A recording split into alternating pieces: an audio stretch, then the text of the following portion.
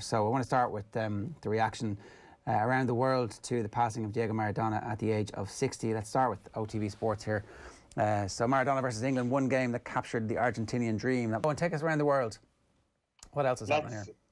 Well, we have to start in only one place, and that is Argentina, because there's been a couple of brilliant front pages that have just kind of come through over the last few minutes, actually. This is Ole, the Argentinian Sport Daily. Beautiful picture of Diego Maradona with the World Cup. 1960 to infinity is the headline. Let's go to Pagina 12.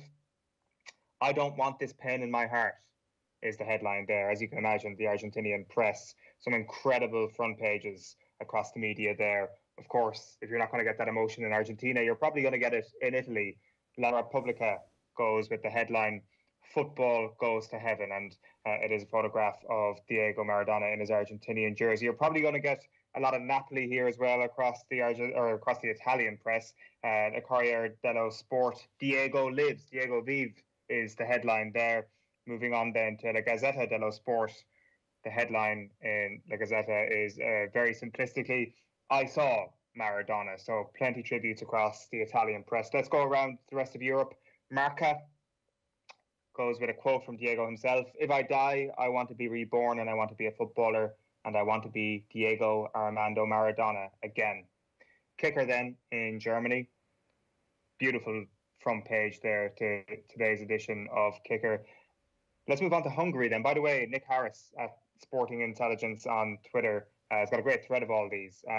Nemezeti Sport in Hungary goes with the headline, Hand of God, God bless. A lot of religious terminology going on across the continent this morning. Poland then goes with this beautiful front page, this teary Argentinian flag there.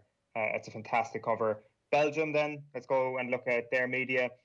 Fairy tale without a happy ending is the front page of that particular publication. Let's go to Denmark then, and Information.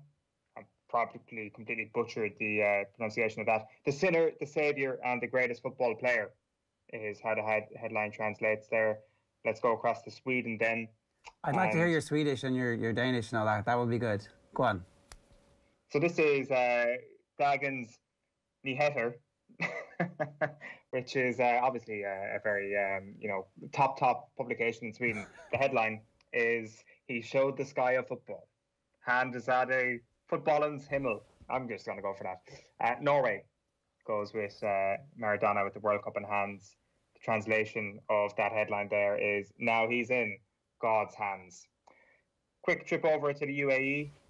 The main publication that we're getting here is Golf Today, and the headline is, Maradona, playmaker, goes back to his maker.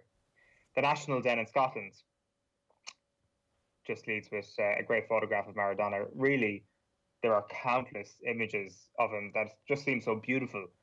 Inside the National today I watched Diego play in Glasgow by Martin Hannon, and there's a lot of good Scottish angles on Maradona this morning. Let's then go at the UK in general. There's been a couple of different ways to cover this from a UK perspective. Here is the Daily Star. Boo. Where was VAR when we needed it most? Boo. Could you have expected anything different from certain sections? Maybe not. I will say you could get something a lot better in other elements of the British media. The Guardian, for example, go with this front page, and it is lovely. Diego Maradona, 1960 to 2020. I lost a great friend, and the world has lost a legend. They quote from Pele. And then let's wrap up in France, because France always do it better. Libération. Celeste is the headline there. Celestial. And L'Equipe wins the day. Dieu est mort. God is dead. Diego Armando Maradona, 1960 to 2020. So no surprise really that L'Equipe wins the day, but that is a little bit of a flavour of the front pages across the world this morning. The Guardian's back page is the famous picture against Belgium. That Belgium game, I'm still very I'm still bitter about, because my parents didn't let me stay up to watch it, and now I'm thinking, like, I was 9 years old. I could have stayed up until the middle of the night. Like, what were you doing?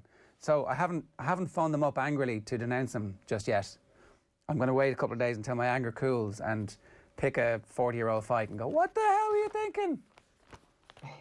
What? Yeah, the back pages are all in the hands of God. It is that, in fairness, and that's the London Times as well. So they're not being too bitchy about it. The Irish Daily Mail, that one there. The Sun. One day, hopefully, we'll kick a football together in the sky. Pele on fellow great Diego. So, yeah, I don't know if, like, when did you first become aware of Maradona, and how did that work for you? The unhealthy pictures of Maradona probably is the first time you become aware of the modern version of Maradona, or the hand of God via the incessant British interference in our media. When one of those two things is the first thing. So it is kind of like a negative image that you would have had, first of all, before you actually become aware of how unbelievable a footballer he was. So that's it for me. Obviously don't remember him playing football. Obviously don't remember any of those World Cups. Wasn't alive for any of them. But the first thing you see is either, an update on Maradona and what he's now done in the news, or, the latest programme from British Channel talking about the worst moments in history and hand of God. I know, it's amazing. It's absolutely amazing. I was watching the documentary last night, and when he scored the handball, I had this involuntary laughter. Like, it was just absolute laughter. What have you just done? That's amazing. That's unbelievable. And here it's like, in all the stuff that we had to consume, oh, what a cheat. What a cheat. I can't believe he cheated. I'm like, I mean, kneel back, and he's your hero. Like, you're so hypocritical and so gee-eyed with nationalism that, I mean, look, we are too, obviously, unbelievably so. But we're post-colonial, so it's a cool one. But anyway, the English response to that has really, I don't know.